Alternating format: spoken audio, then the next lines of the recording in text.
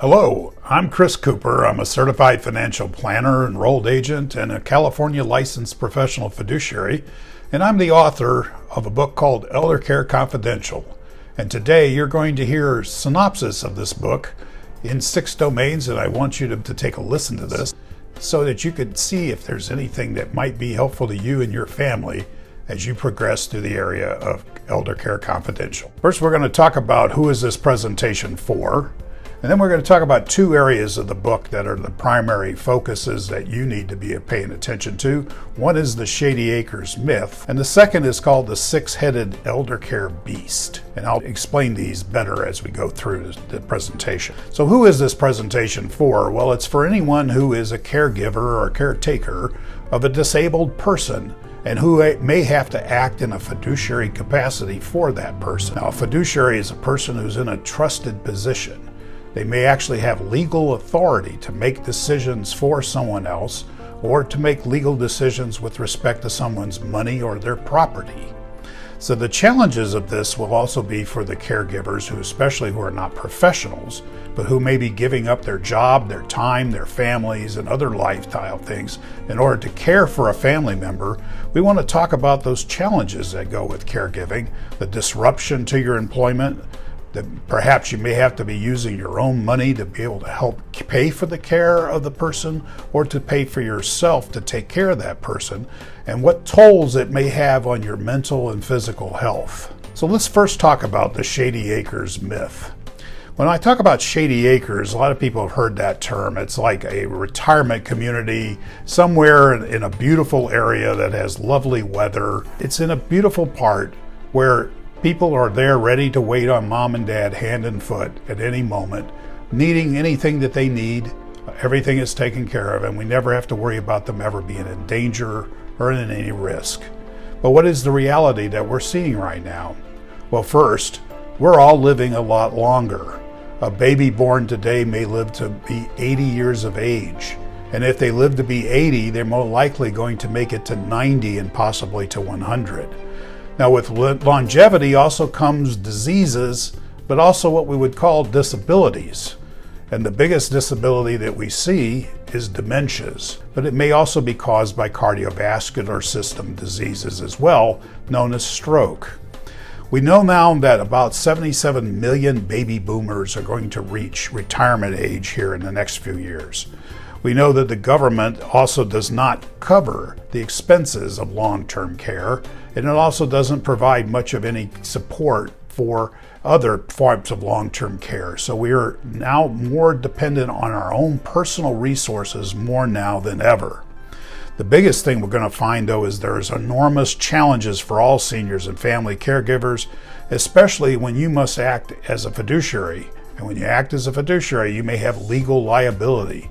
You may have legal responsibility for things, and you may be accused of abuse or neglect or exploitation. Now, in the Sixheaded Eldercare beast, we need to look at taking care of our family member. We need to see that family member in 6 different domains. And what happens is, in a specialized society that we live in the United States, most of us only think of one domain as being the problem all the time. And that isn't what's the case. It's all 6, all integrated together.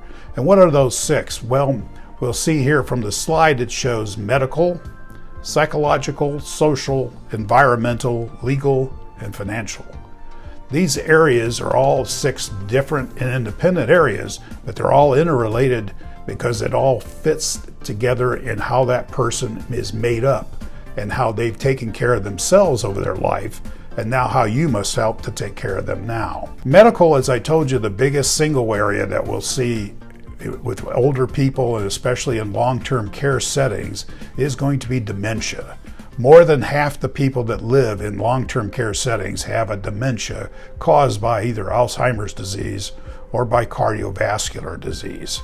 Some of them may also happen because they had accidents in their lifetime. They had head injuries, they were a fighter, they were a professional football player. There's other causes, but the primary ones that we see more than anything with ordinary folks is dementia, is Alzheimer's disease. Now, some of the other challenges that are getting larger and more difficult is what we call polypharmacy.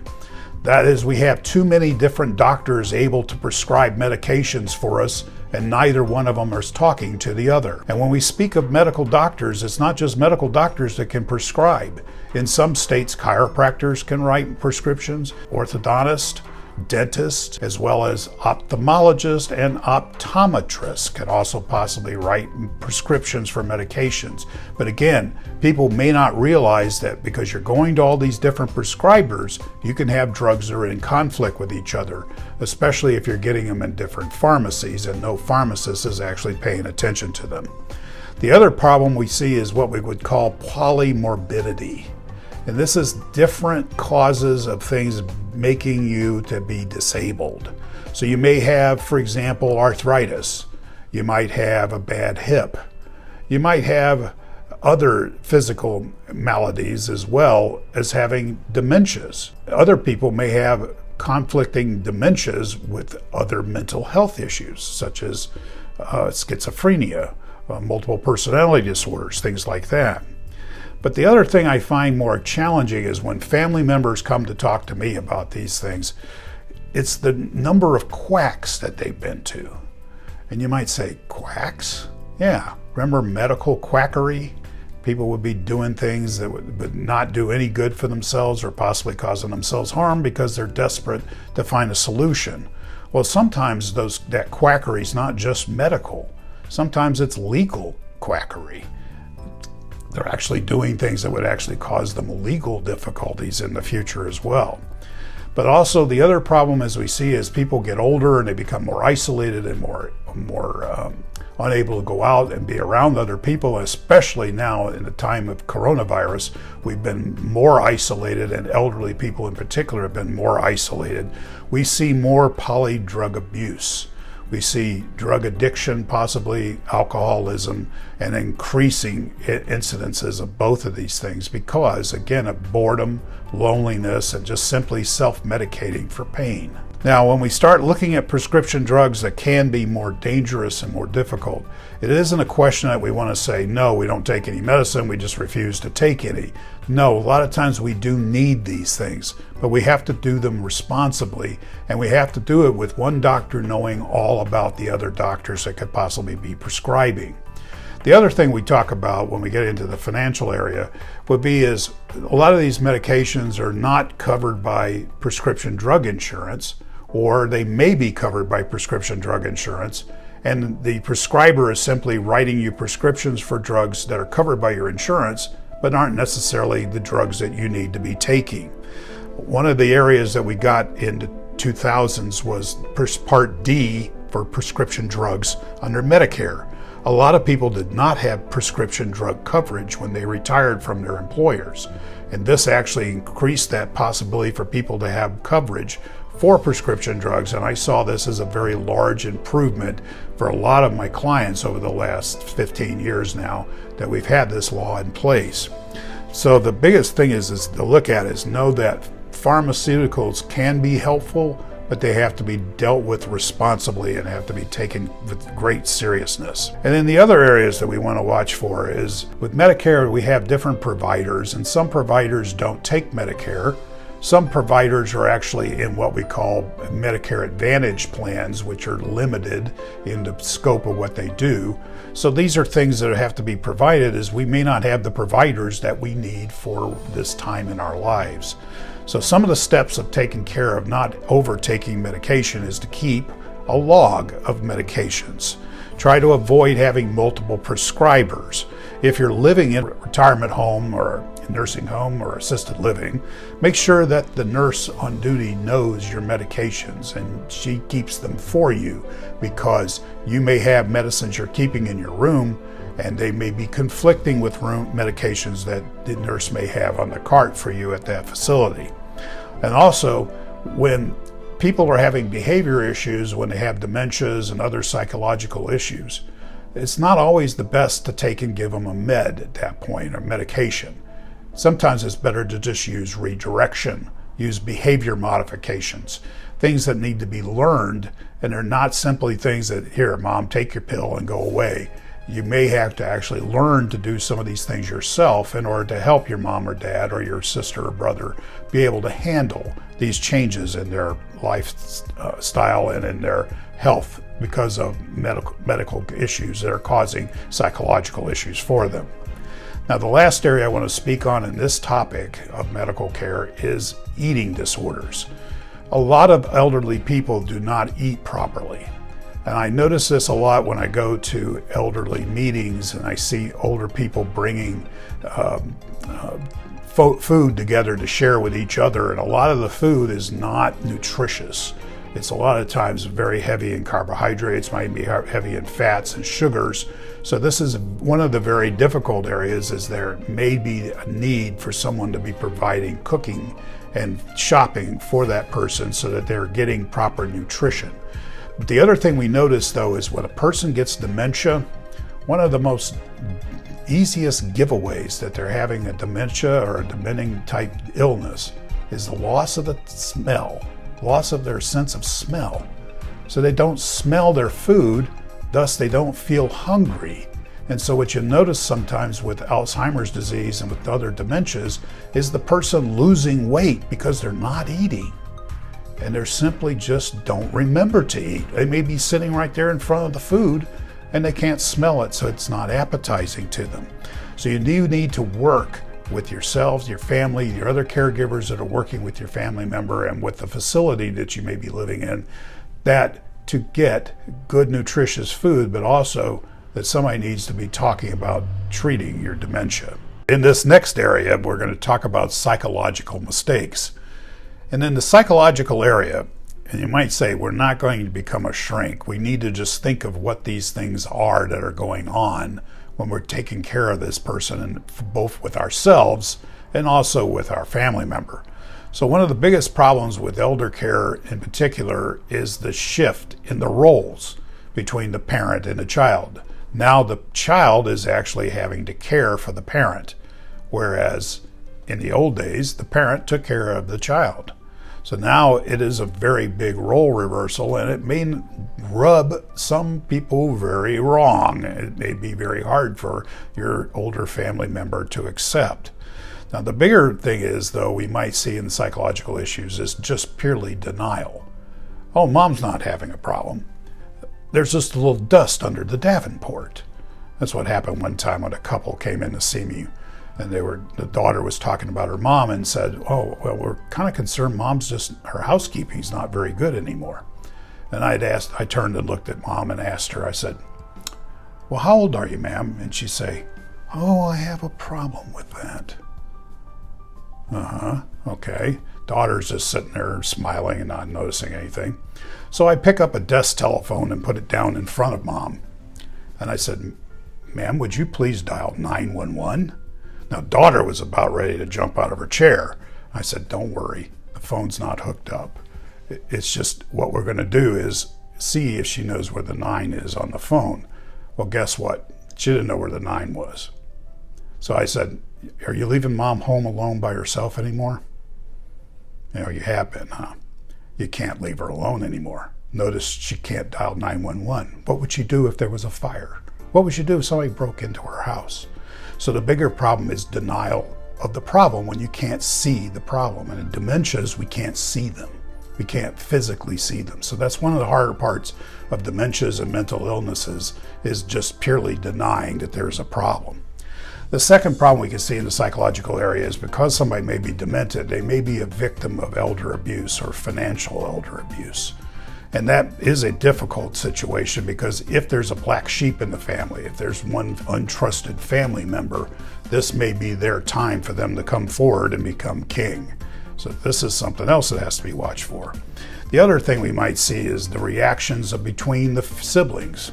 How did mom take to this? I mean, remember when I was taking care of my own mother, my sister Kathy said to me, she said, well, mom's scared to death of nursing home. She doesn't want to be in one. And I said, I know. That's why I asked my brother, the younger of us, to go with mom and have her look at assisted living and nursing home places and have her choose them and put them and rank them in order 1, 2, 3. That way I would have an idea of what her needs would be or what she chose as her own choice for those particular settings.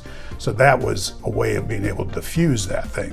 But my sister was ready to come unglued at the idea that I would even think of the possibility of having my mother in a nursing home or our mother in a nursing home. So the other problem is, and we see this more than 90% of the time with older people, is self-neglect. Simply just not taking care of themselves or taking care of business. In other words, they may have plenty of money in the checkbook, but the bills are piling up on the dining room table. The electric bill's overdue, the gas bill's overdue, the telephone's been turned off, things like this. And it's like, yeah, that's a big problem, self-neglect. The other thing you might see is you'll notice they're not using the bathroom, they're using the trash can, or they're not changing their clothes very often, they're not taking a bath, they're not using good hygiene techniques, things like this. Again, this is all areas of self-neglect. It's the largest area. 90% of the cases that are reported to Adult Protective Services in the United States are of self-neglect. Isn't that interesting? Only 10% of them are related to financial elder abuse or actual physical abuse. Now, the other area that we might see that looks sometimes like dementia, but it's not dementia, it's called depression. And people can become depressed for a variety of reasons. They can become clinically depressed. They have a change in their body. We might see this at menopause, for example, when the hormonal ranges are changing for a woman. They may become depressed. They may have depression. They may have depression when they have a baby. We know that as postpartum depression, for example. But depressions definitely mimic sometimes dementias. They can act like they don't know what's going on, what day it is, who the president is, things like this. But if you treat the depression, guess what? The dementia goes away. That's what's different in depression versus treating dementias caused by Alzheimer's disease. So the other thing that we might see in depression too is depression of the caregiver. The caregiver may be becoming depressed as well, and they're starting to take out that depression in form of anger towards the care recipient, towards the family member. That's the other problem we're starting to see a lot of, and we need to be aware of and be aware ourselves of how we're feeling when this is going to happen. So how do you help yourself with this? Well, first, you're doing it right now. You're listening to me. You're listening to others like me, and you're listening to and reading books and learning about this so you get educated. And then you get some help. You get support. Reach out to your local Alzheimer's Association. Reach out to your local disease-specific organization if your family member has multiple sclerosis or ALS or any of those others. Reach out and talk to these people. There are a lot of people that can be very helpful, especially their support groups. The other thing is, don't blame yourself for not being this super daughter or super son. You can't do it all. You can't learn it all. You can't do it all, and you can't do it all by yourself. You do need others to help you. What you're trying to do is not take your family members' independence away from them. You're trying to keep them independent. And that's what's really difficult to understand when we think about it from a psychological point of view. But by and large, you do need to keep a positive attitude towards this all there. The other thing too is, if you're having signs of stress, if you're noticing you're not sleeping at night, you're having trouble, your belly's bothering you, things like this, you may need to have a checkout by your own doctor. And you may need to actually sit and have some counseling. One of the things that hospice does for people is it provides counseling for bereavement for family members of a family member who is going through hospice. So this one of the things that we may need to consider is using hospice services for some of our family members. Others of us may need to avail ourselves of psychological services available through our own health insurance plans. Also, you need to stay connected with your friends and family. This has been very difficult right now in the time of coronavirus. We've been so isolated. We've been visiting with our friends over FaceTime and Zoom and other things like that, but it's not the same. But it is something we're going to have to do for right now until we can get a handle on this virus. But it is one of the things that's very difficult when you're caregiving. A lot of times you feel very isolated. You feel like there's nobody that understands what you're going through. And this is a very difficult time for us to consider. In the last area of psychological areas I want to touch on, many of you will fly in to see your mom or dad around the holidays. Thanksgiving is the biggest time for people to fly home to see their family members. And it's also the day after Thanksgiving is the biggest day that family members make visits to nursing homes, assisted living places, elder law attorneys, and the like. And you can imagine why. Because they haven't seen the person in a whole year, and now all of a sudden they're here and they say, well, we better do something while we're here because we got to fly home on Sunday. Guess what? That's just not going to be enough. So the other problem is people might think, well, let's gather mom up and let's fly her back to New York with us, or California or Ohio or Florida, wherever we live. That could end up killing your family member, and it's called transfer trauma. It's one of the most difficult things people face, especially older people, and especially older people with dementias. People with dementias have a hard time adjusting or adapting to new situations, new environments, whereas you and I get used to that and actually kind of look forward to it in a way. We like to go on vacation. We like to go to a hotel. We like to go to a resort. Well, this may be more difficult for someone that's more challenged with their faculties, or having difficulties remembering things, remembering where the door is, where the fire escapes are, and where the bathroom is. So begin to think of that transfer traumas could be very, very hard on your family member, and definitely don't do it because it could kill them. In this next area of the six-headed elder care beast, we need to look at social issues. And in social problems, we're talking about here the person and their family, the person and their neighborhood, the person and their community. And one of the problems people may have is this older person may have a family, but the family may not be available. They may be estranged, they may be at a distance, or there's no family at all. This is someone that their children has already passed away, they've never had any children, or they don't have any brothers and sisters, or they've passed away already. So you may have someone who is very much no one there to advocate for that person. The other problem in this social area that I see a lot of, I call the black sheep in the family, and we know that term. It's meaning that someone who is not on the up and up, somebody who would take advantage of either a family member, a neighbor, or even just to commit a crime. And these folks we have to be very careful with, because when an older person becomes more disabled or more demented, the black sheep of the family a lot of times will ingratiate themselves into that situation because they think there's going to be money involved. So always think of that. The other area that I see a lot of, my father was a Lutheran minister and a college professor in a seminary, and it's harmful religious organizations, cults, actually having people give away their property, their money, signing over their lives to them, things like this. These can be very difficult, and the law calls this undue influence, but it's definitely a huge problem, and it's getting greater as the years have gone by because we now have more and more and more cults in both the United States and in other countries. The other area that we see a lot of in the social area is alcohol abuse. You might say, well, we've spoken of that earlier, but it's a social problem. And the reason why I say it's a social problem is because a lot of times people who are used to drinking would drink with other people because that was their form of socialization. But other people may not actually take up drinking until they're much older and they're drinking alone. I drink alone, as the song goes, right?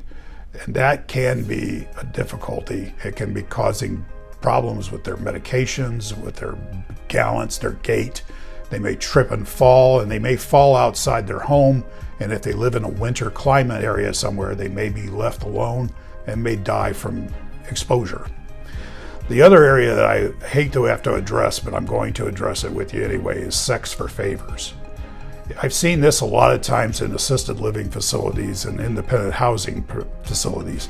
You'll have nurses' aides, you'll have housekeepers, you'll have other people that work in the place, and they'll offer favors to certain clients, and it could be male or female, and in exchange for money, and they don't know, the family of the person doesn't know that this is going on. One of the ways you find out after the fact is, as we talked about in one of the chapters in my book, is the family member may actually change a title on an account or even change their will in order to benefit this person who's been giving them favors. So you may not know that this is going on, but this is happening. So this is something that has to be talked about, and you do have to ask the questions. Children oftentimes are the person that is thrust with the job of caregiving. And in one of the topics I may have to talk on a separate time is called elder abuse, but oftentimes daughters are the number one abuser. And why daughters are because oftentimes they're the ones stuck with the job of caregiving, and they become overwhelmed, depressed, and possibly just can't take it anymore, and that's how the abuse starts. But sometimes the abuse can happen from other areas, for example, abandonment, simply just walking away from the family member, not trying to take care of them in any way whatsoever. Or emotional abuse, always trying to say, well, you always like little sister better than you like big sister, and all this kind of thing. Or exploiting them. It's like, Mom, I need you to give me this money because my son's in jail and I've got to have it right now. That has happened numerous times in my career, and I can tell you it always happens when the family member has received either an inheritance or some kind of lump sum monies, for example, from the sale of a property, life insurance proceeds, lottery winnings, things like that, okay? The other area that we see in social is neglect. And as I said, 90% of the time, the cases reported to Adult Protective Services are for self-neglect and physical abuse as well as sexual abuse. And these things are very sad to see happening, but they are happening, and they're happening not only in nursing homes and assisted living and other places like that, but they're happening in your own neighborhoods and in your churches and synagogues. The other area that we want to realize, though, is that daughters and daughters-in-law are the majority of the caregivers in the United States. 60% of the time it's daughters, about 30% of the time it's daughters-in-law. So sons and husbands are almost rarely the caregiver. Most of the time it's being thrust upon the daughter-in-law or the daughter herself. In this section, we want to talk about environmental mistakes. Now, we might be talking about, when we say environment, it sounds like we're talking about like global warming, things like that. What we're talking about here is the environment that your family member lives in. For example, if they live in their own home, remember that in elder care, there's no such thing as being safe at home. So we can't leave our family member alone in the house and say, oh, they're safe there, because they may cause a problem themselves by not realizing that's happening. Now, the other things that we have go on in a home is what happens outside the home. For example, where the home is located may dictate, is there emergency services available? How long does it take before an ambulance or a fire department shows up, for example? Or where medical facilities are, or where shopping, grocery stores, other things. What's the neighborhood like? I actually had a situation where I went to visit a client in a hospital who was being discharged. Her husband had dementia, and she was not someone who could drive a car. So her husband was still driving the car, and here she was telling him which directions to turn and what to put on his blinker and things like this. And so this was definitely not safe. But when I went to see their home was in this lovely neighborhood, but right next to their home was a house with a steel door on it and a trap in the middle of the door. And I would see people pulling up and running away, pulling up and driving away, pulling up and driving away. What it was a drug den. So that's the kind of things we have to look for in the neighborhoods where someone might live, as well as what the crime rates can be. Now, the other factors of being able to stay in your own home, of course, is what's the safety hazards in that home? Do we have loose rugs? Do we have cords running under the rugs? Do we have, stairs? That's the biggest problem, is stairs. Going down the stairs is where the biggest problem are. You'll notice that even with a puppy. If you have a young puppy, they'll climb the stairs just fine, but trying to get them to learn to walk down the stairs is very difficult. Well, an older person, especially somebody with dementias, they have depth perception problems, and so walking up and down steps is very dangerous. There are other problems, could be mobility challenges caused by arthritis, by hip problems, by knee problems, things like that. But the other thing too is taking care of the home. It requires heating and cooling, it requires insurance, it requires maintenance, it has all kinds of other things. Also the exterior issues, like if we live in a winter area, we got to have this, the sidewalk shoveled in the snow, things like that. These are all critical things that are important to the environment. How safe is this person going to be? Now, the other area that you're seeing a lot of, especially we see here in California, is shared housing. And the group called Elder Help of San Diego helps arrange a lot of this shared housing where people find roommates for older people to both live together and help to share the expenses. There are good pros to this. You can reduce costs by doing this. You can live in a larger home that you would otherwise not be able to afford, or perhaps in a better neighborhood. And also it helps you to have more social life and perhaps friendships, especially it can be helpful to have a roommate. But there's a drawback. And on the con side of that, the lack of privacy. Everybody knows your business, right? And there can be safety concerns, especially what the roommate may be bringing people in, or their family members or their friends may not be safe for your parent to be around. And also their cost. Their costs, it could be not shared. You may have difficulty collecting money, things like that. So those are all difficulties, but they're not necessarily wrong to consider if you find the right person to consider doing this with. Now, the other area in the environment is people will often think, well, if I can bring somebody in the home and help take care of mom, I don't have to have mom in any of these institutional settings. Well, the largest groups of providers of people that do this kind of work are called non-medical in-home caregivers. And when non-medical means they don't give medication, and in some states they actually can't touch the person. So that means they can't help clean your mom up if she had an accident. They can't help with feeding, things like this. They can only do very, very limited chores. So each state is very different in what they allow non-medical home care workers to do. Also, you need to evaluate how safe having a home care worker in your home, because what would happen if that person didn't show up and there's no one there to come and take care of your parent while you're gone? That can be very difficult. But the bigger thing I find with having in-home care is the cost. The cost can be quite prohibitive. To do 24-hour care is over $100,000 a year in expense. So that's not realistic for most of us to consider. But also, too, private duty home care can be done, but only on a limited basis, and that may not be adequate because we may need to have mom or dad watched over a 24-hour period. So people often think, well, I'll hire the person that took care of my neighbor and I pay her with a little bag of cash under the table. That works to a point, but here's where the problem is. That person that you pay with a little bag of cash under the table might slip and fall on the sidewalk on the way to work that day and break their back, and then they file a lawsuit on you. See, so it really pays to actually have people hired through agencies where they have workers' comp insurance and things like that. Your personal liability insurance definitely needs to be increased. It's something we'll talk about when we get in the financial section. The other area of environment that people talk about now is assisted living. And in the United States, assisted living, there's no such definition. It's not a legal term. There's no license level that says assisted living. We only have a license level for nursing homes. So oftentimes people assume an assisted living can do what a nursing home can do, and it's not true. And depending on the state you're in, assisted living facilities, for example, can't take care of someone who cannot transfer, meaning they can't get up out of their bed or they can't get out of a chair by themselves. So once they can't do that, they can't stay in that setting. So those are things that we have to look for when we look at these different places. Also, too, assisted living places can start in the $3,000 a month range. Out here in San Diego, it's more like $6,000 a month.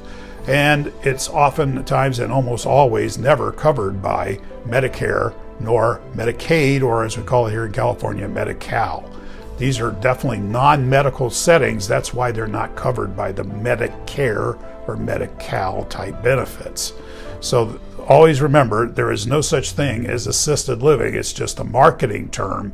You got to figure out, what is this place? Is it really just independent living with assistance? The other area that if we're thinking about a nursing home, which sometimes we do have to use a nursing home, Why do we have to use a nursing home? Because the care level is too high, for example.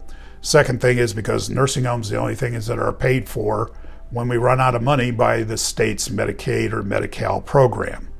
So when you have to go look at a nursing home and consider a nursing home, here's some tips that I give people. Go visit the nursing home after you see them the first time during business hours, 9 to 5, Monday to Friday. The next time you go to visit them on a Saturday night. That's why you see them when the boss isn't around, see how the people are taking care of people, how they're acting. Visit also when a meal is being served so you can see how the meals are presented, if they're nutritious, if they look appetizing. Find out how often the nursing staff is actually brought in from agencies as opposed to being employed directly by that community that your family member lives in. Agency staff, for example, can be inconsistent or they may not be familiar with the facility, so therefore they may be more a difficulty for you to have there as opposed to being helpful. Also, be proactive. The squeaky wheel gets the grease. Stay on things. Talk to people. Don't let them know you're there, but don't be a pain. Because if you're a pain, you're going to make it worse. So you have to do it in a very polite, politically correct, very, very, very appropriate way. But you still got to let them know you're there and that you're watching. Now realize too, though, once you get your family members in assisted living or a nursing setting, a nursing home, they may not have their doctor that they had when they've been living on their own.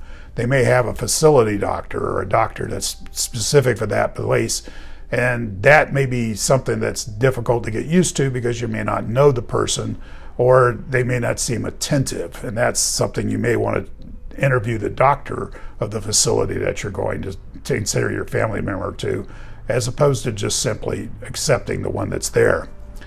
And make sure you look at the room and the place where they live and the building and how it's set up. We have nursing homes that were built in the 50s in this country. We have them that were built recently. And oftentimes it's like the air conditioning may not be adequate in some of them, or some of them may just have window air conditioners in them, and so they may not be very comfortable. You may want to look at what's the facility, the building of the facility look like. And of course, the last thing I tell people is never, never, never keep anything of value in a nursing home or assisted living or independent living housing place. In other words, mom doesn't need her 30-carat diamond ring on just because she never takes it off.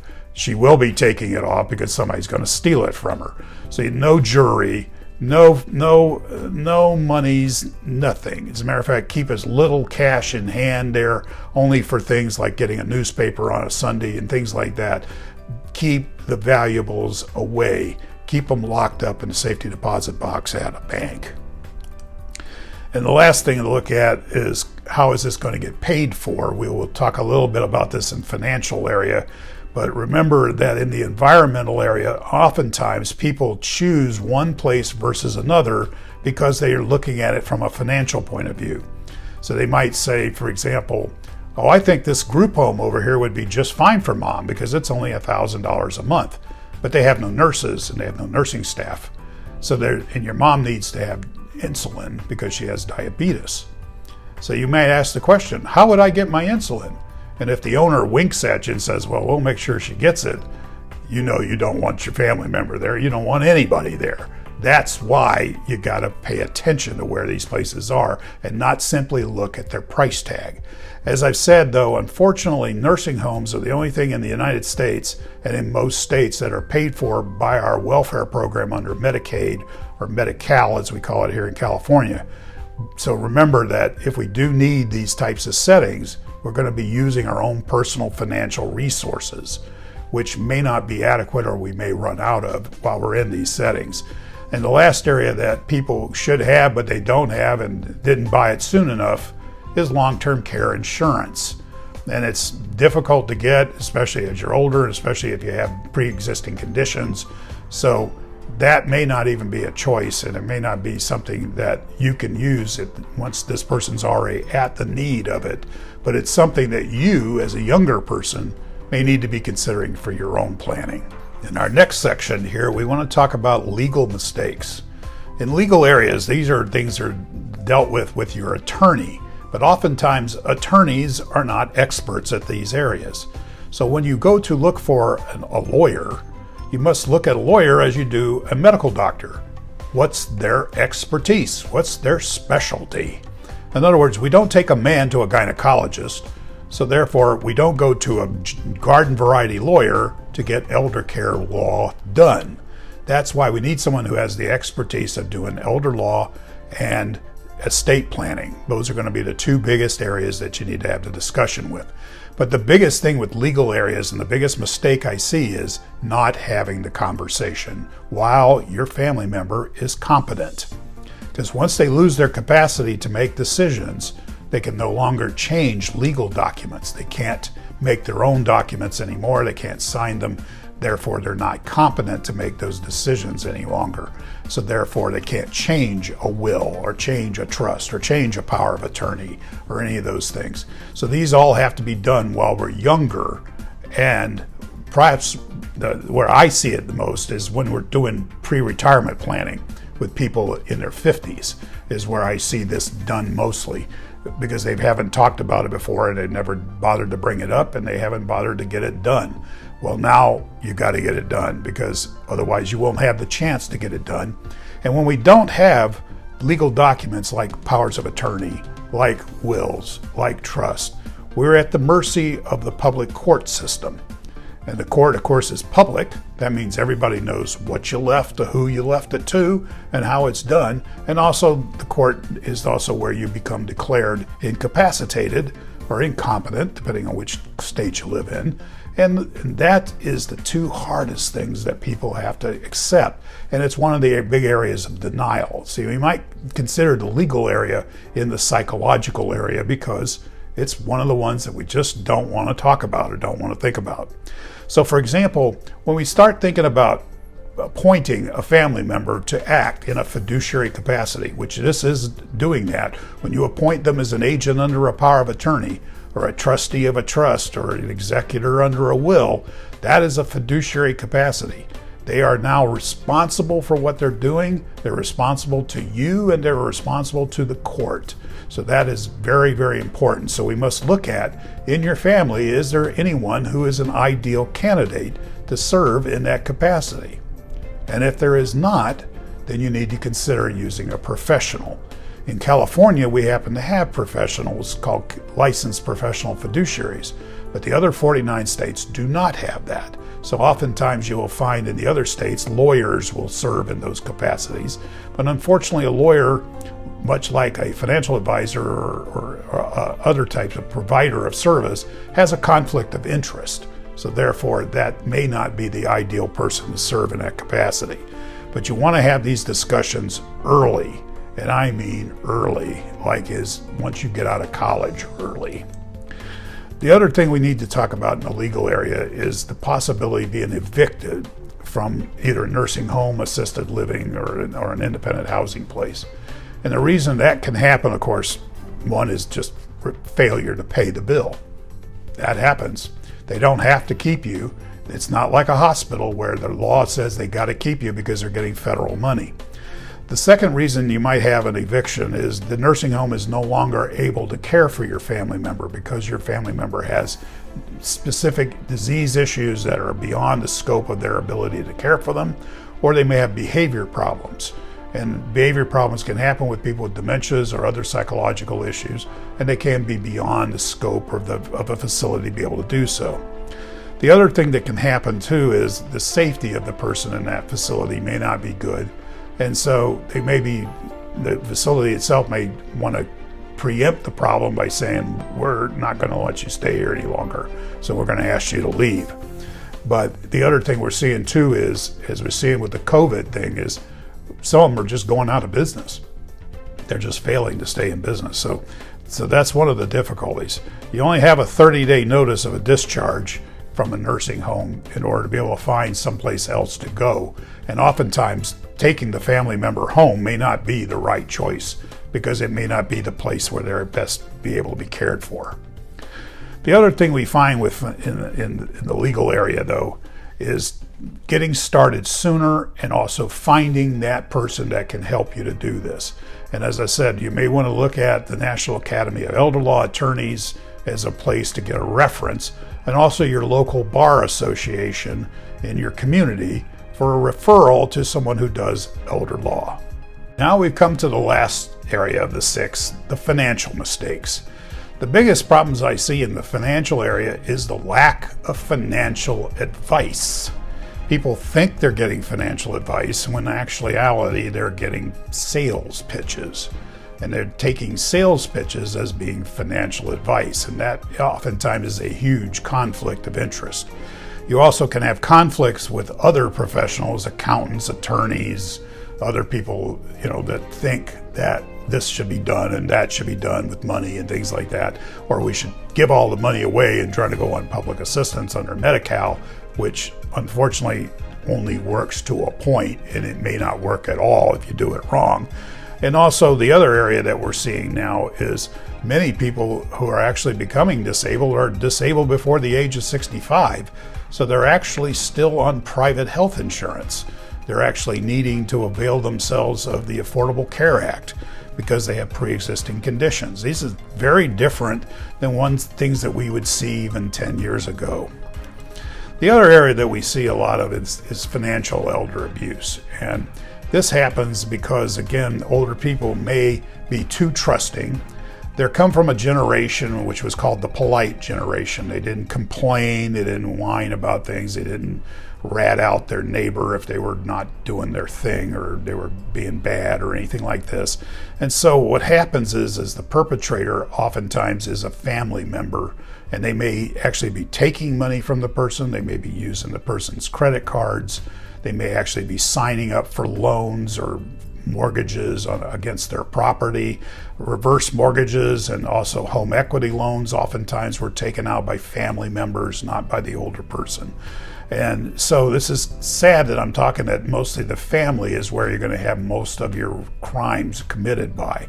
You do see con artists, you do see strangers, you do see people that they'll meet in public, or they'll meet in their church or synagogue. But more of the time, though, those are going to be people who do not have any family at all. And those are going to be even more victimized people we got to watch out for most. So who are the most at risk are going to be the seniors who are cognitively or physically impaired, those that may need help with day-to-day needs, such as taking checks to the bank to be deposited, such as making out checks to pay bills. Seniors who are financially naive or ignorant of their finances. I've seen this with couples, where one member in a couple takes care of everything, and then now that person is infirmed or has passed away and has left the other one completely unable to handle their affairs at all. The last one too is people that are isolated, and that's why this is a big fear we have right now in the time of coronavirus, is being isolated has more opportunity of people getting taken advantage of.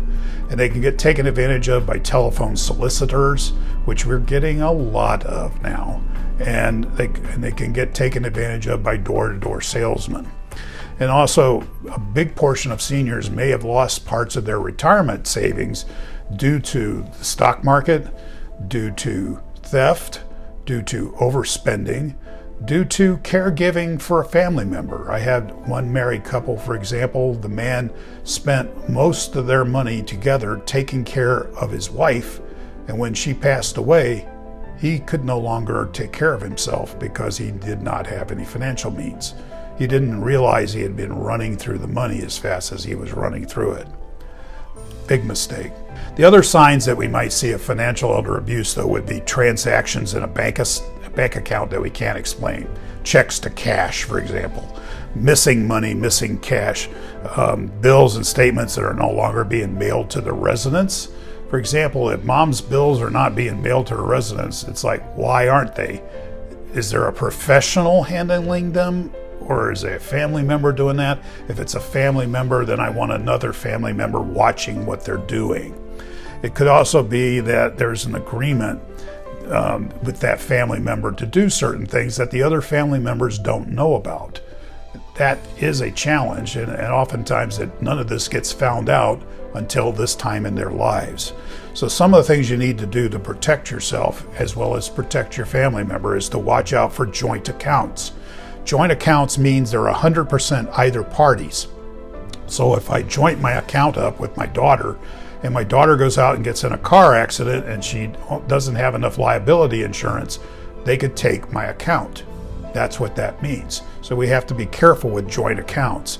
We also have to maintain good records, keep an eye on things, learn about their finances, learn where their business is handled, learn who's taking care of what institutions are doing things.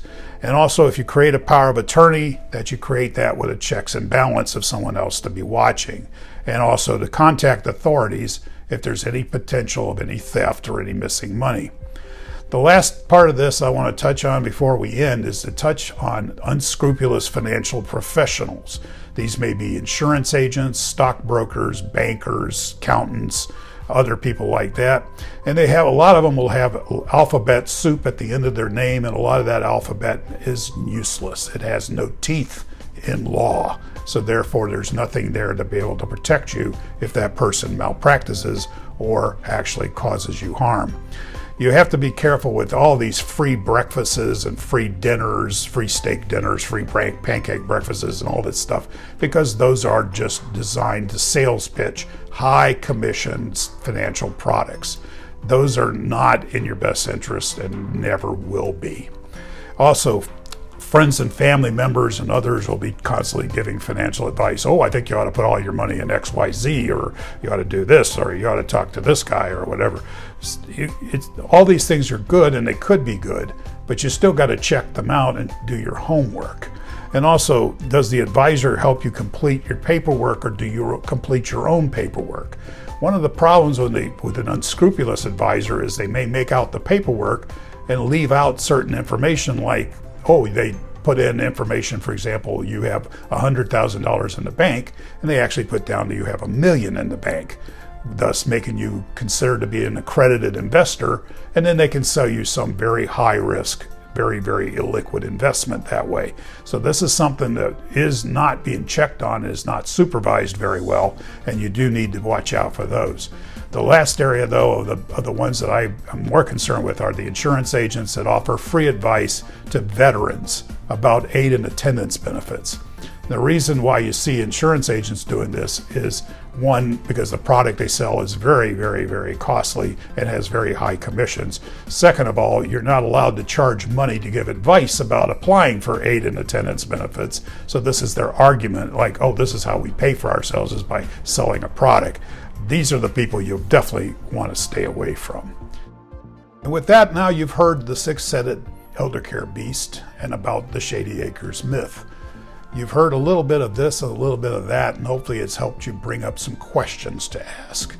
And that's all I could do today, is just get you to think about what questions do you have and that you need to ask.